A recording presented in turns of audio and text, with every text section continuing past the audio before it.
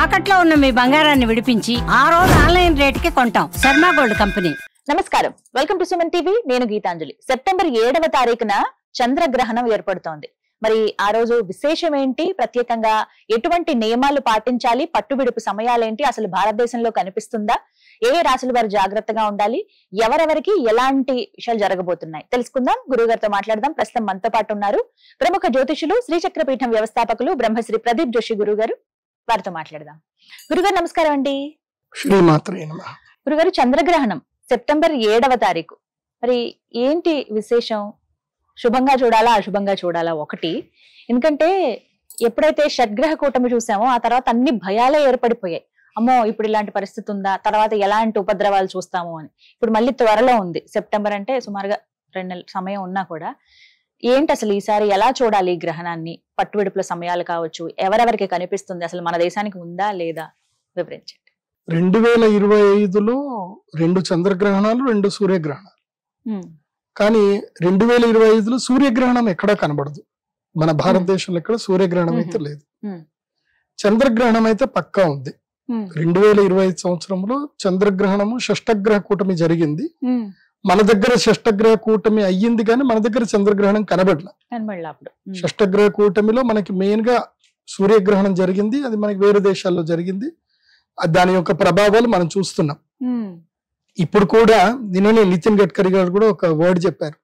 ఏమని అంటే third world war రాబోతుంది, 3వ ప్రపంచ యుద్ధము వచ్చే అవకాశాలు ఉన్నట్టుగా ఉన్నాయి. ఇటు ఇరాన్, అటు ఇజ్రాయెల్ కి సంబంధించిన యుద్ధం కానివ్వండి, ఇటువైపు ఉక్రెయిన్ రష్యా యుద్ధం కానివ్వండి, ఇప్పుడు ఈ ట్రంప్ గారు చేస్తున్న కొన్ని కొంటి పనులు కానివ్వండి, టారిఫ్లకు సంబంధించి వార్ కానివ్వండి, ఇదంతా కూడా ఫైనల్ గా థర్డ్ వార్ కి వెళ్లే అవకాశం ఉంటుందేమో అని చెప్పేసి అని నేనైతే ఇన్స్టాలో చూశాను. మరి వారు నిజంగా అన్నారో లేదో తెలియదు. ఎందుకోసం అంటే సోషల్ మీడియాలో ఎవరు ఏది పెడుతున్నారో, ఎవరి పేరు పెట్టి పెడుతున్నారో తెలియట్లేదు.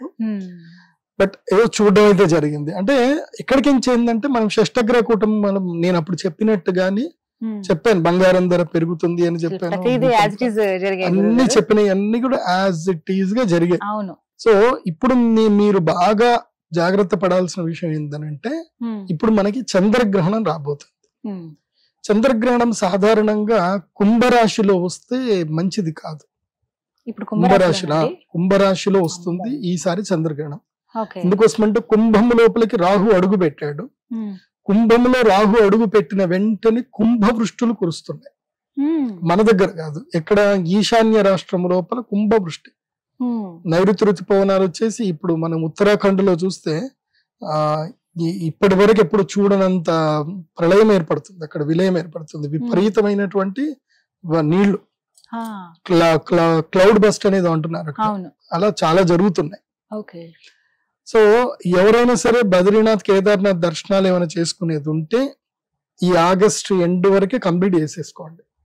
సెప్టెంబర్ 7 తర్వాత ఈశాన్య రాష్ట్రాలు, ఉత్తరాది రాష్ట్రాలు అంత శ్రేయస్కరం కాదు.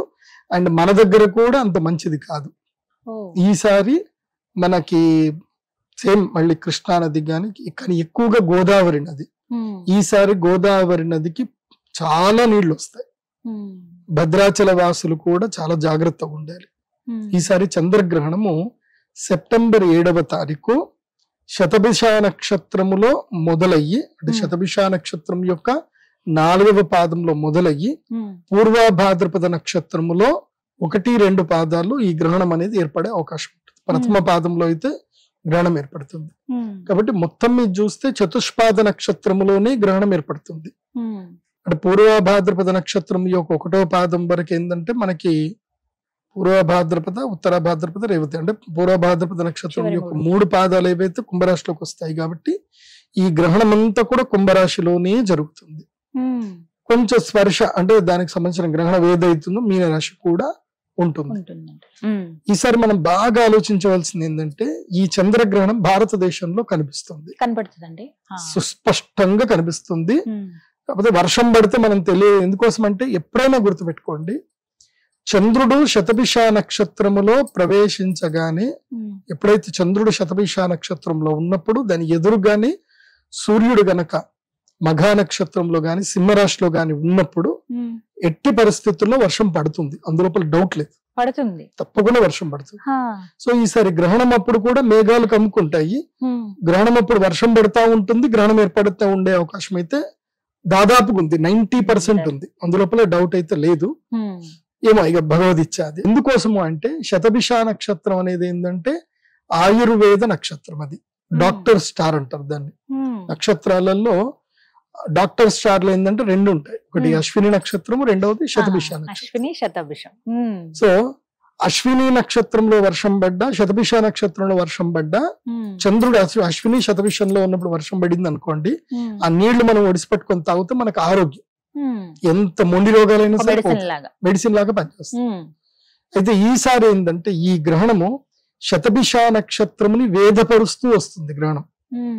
రాహు అక్కడే ఉంటున్నాడు కాబట్టి, పూర్వభాద్రపద నక్షత్రం లోపలికి రాహు ఉన్నాడు కాబట్టి ఇది సంకటం. దేనికి సంకటం అంటే డాక్టర్లకు సంకటం. డాక్టర్లకు సంకటం అంటే పేషెంట్లకు సంకటం అని అర్థం. సో మనకి పేషెంట్లు పెరుగుతారు, మెడిసిన్స్ చాలా ఇంప్యూర్ మెడిసిన్స్ అనేటివి వచ్చే అవకాశం ఉంటుంది. సో దీంట్లో మనకి పెద్ద పెద్ద కుంభకోణాలు బయటపడతాయి, అంటే మెడిసిన్ సంబంధించిన కుంభకోణాలు బయటపడతాయి. ఇప్పుడు అంటే ఇప్పుడు ఈ మా మెడిసిన్ తీసుకోండి మీకు రోగం తగ్గుతుంది అని చెప్తారు. అలాంటి మెడిసిన్స్ పేరు మీద చేసే పెద్ద పెద్ద మోసాలు ఏవైతే ఉన్నాయో అవి బయటపడే అవకాశం ఉంటుంది. అది కాకుండా ఏమిటంటే గనక రోగాలు పెరుగుతాయి. ఈసారి దసరా పండుగ, దసరా నవరాత్రులలో రోగపీడలు చాలా ఎక్కువగా ఉంటాయి. ఈ సెప్టెంబర్ 7th మనం వినాయక నిమజ్జనాలు చేస్తాము, చేసిన నెక్స్ట్ డేనే గ్రహణం ఇది.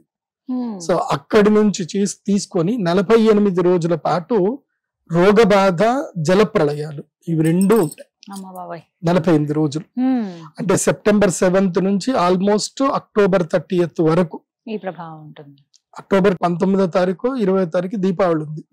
సో అప్పటి వరకు మనకి పీడలే ఉంటాయి, సుమారుగా 50 రోజులు అటు ఇటుగా ఉంటాయి.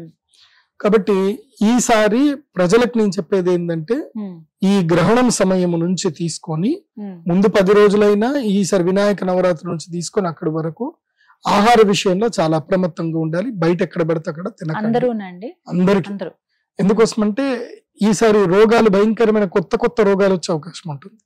అంటే లాస్ట్ సారి భయపడింది అందరూ అంటే కరోనా వల్ల భయపడ్డారు. అలాంటివే కొన్ని రోగాలు వైరస్లు వచ్చే అవకాశాలు అయితే ఉన్నాయి. ఎందుకోసం అంటే మనకి గ్రహణం ఎప్పుడైనా గుర్తుపెట్టుకోండి, గ్రహణం అనేది ఏంటంటే సూచన, ఏమి రాబోతుంది అని చెప్పేస్తుంది. నేను షష్టగ్రహ కూటమి అప్పుడు నేను ఏం చెప్పాను, అన్ని జరిగాయి. భూకంపాలు వస్తాయని చెప్పాను,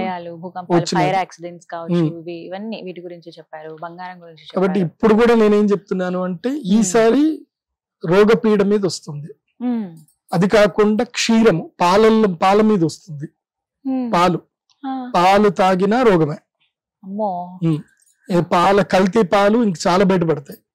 సో ఇలాంటివి కొన్ని ప్రోబయోటిక్స్ కలపడము, లేకపోతే కెమికల్స్ కలపడం, ఇలాంటి విషయాలన్నీ కూడా కొన్ని బయటపడతాయి. కాబట్టి ఈ గ్రహణం వల్ల ఇవి కీడైతే కొన్ని మేలు కూడా ఉన్నాయి. మేలేంటండి? కొన్ని మేలు ఏంటంటే గనక ఎప్పుడైతే పూర్వభాద్రపద నక్షత్రంలో గ్రహణం గనక ఏర్పడితే మెటల్స్ వాల్యూ పడిపోతాయి. సో మెటల్స్ అంటే ముఖ్యంగా బంగారం ధర కాస్త పడిపోయే అవకాశం ఉంటుంది. 10,000 వరకు తగ్గే అవకాశం ఉంటుంది. 5 నుంచి 10,000 తగ్గుతుంది. అయినా సరే మళ్ళీ పెరిగిపోతుంది. ఒక 15 రోజులు మాత్రం బంగారం వాల్యూ పడిపోతుంది, తర్వాత మళ్ళీ వాల్యూస్ పెరిగే అవకాశం ఉంటుంది. అందులోపల ఇంకోటి ఏంటంటే అల్యూమినియం, తర్వాత ఇంకా వేరే ఏమైనా మెటల్స్ వాల్యూస్ మాత్రం కాస్త పడిపోతాయి. దానివల్ల కొంచెం ఊరటైతే లభిస్తుంది కొనుక్కున్నానికి. అది కాకుండా ఇంకోటి ఏంటంటే దీని తర్వాత ఏమిటంటే గనక రైతులకు మంచి లాభదాయకంగా ఉంటుంది. అన్ని కుంటలన్నీ కూడా నిండుతాయి. కుంభరాశిలో చంద్రగ్రహణం ఏర్పడితే జలము విపరీతంగా భూమికి లభిస్తుంది. దాన్ని మనం సద్వినియోగం చేసుకోగలిగితే మంచిది, దాన్ని సద్వినియోగం చేసుకోలేకపోతే అదే జల ప్రళయం అంటారు. ఇప్పుడు పోయినసారి ఏం జరిగింది, అప్పుడు నేను చెప్పాను ఇది మంచిది కాదండి, గ్రహణం జరిగినప్పటి నుంచి మంచిది కాదని చెప్పాను, వినలేదు. చాలా మంది లైట్ తీసుకున్నారు. బుడమేరు పొంగింది, ఏమైంది అసలు బుడమేరు జలప్రలయం వస్తానే ఎవడు ఎక్స్పెక్ట్ కూడా చేస్తారు. చిన్న వాగు కాకపోతే అక్కడనే క్లౌడ్ బస్ట్ అయింది, ఉన్న నీళ్ళన్నీ వచ్చాయి. కాబట్టి ఇప్పుడు తెలుగు రాష్ట్రాల్లో ఉండేటువంటి గౌరవ మంత్రులందరూ కూడా చెప్పేది ఏంటంటే మీరు ఇప్పుడే ప్రిపరేషన్ ఏమున్నా చేసేసుకోండి. ఎందుకోసం అంటే ఈసారి సెప్టెంబర్ అక్టోబర్ లో విపరీతమైన వర్షం పడుతుంది. అంటే ఏ ప్రాంతాలకి అని ముందుగా ఊహించగలమా? మన తెలుగు రాష్ట్రాలు సౌత్ ఇండియా మొత్తం మీద వర్షాలు కంప్లీట్ పడతాయి, గా చాలా వర్షాలు పడతాయి. ఈసారి వెస్టర్న్ ఘాట్స్ లో ఎక్కువగా ప్రళయాలు ఉంటాయి. కర్ణాటక, కేరళ, తమిళనాడు, ఈ వెస్టర్న్ ఘాట్స్ లో కుంభ వృష్టి కురుస్తుందంటే భయంకరమైన వర్షం పడుతుంది. అక్కడ మనం ల్యాండ్ స్లైడ్స్ వింటాము. ఒకసారి మొన్న ఆ మధ్య వాయనాడు దగ్గర ఊరంతా ఇట్లా కొట్టుకొని పోయింది. సేమ్ అట్లాంటివి మళ్ళీ రిపీట్ అవుతాయి ఈసారి. అది బాగా గుర్తుపెట్టుకోండి. ఇవి సొసైటీ పరంగా జనరల్ ప్రెడిక్షన్, అందరికీ వర్తించేటువంటి జనరల్ ప్రెడిక్షన్. ధన్యవాదాలు గురుగారు. నమస్కారం. శ్రీమాత్రే.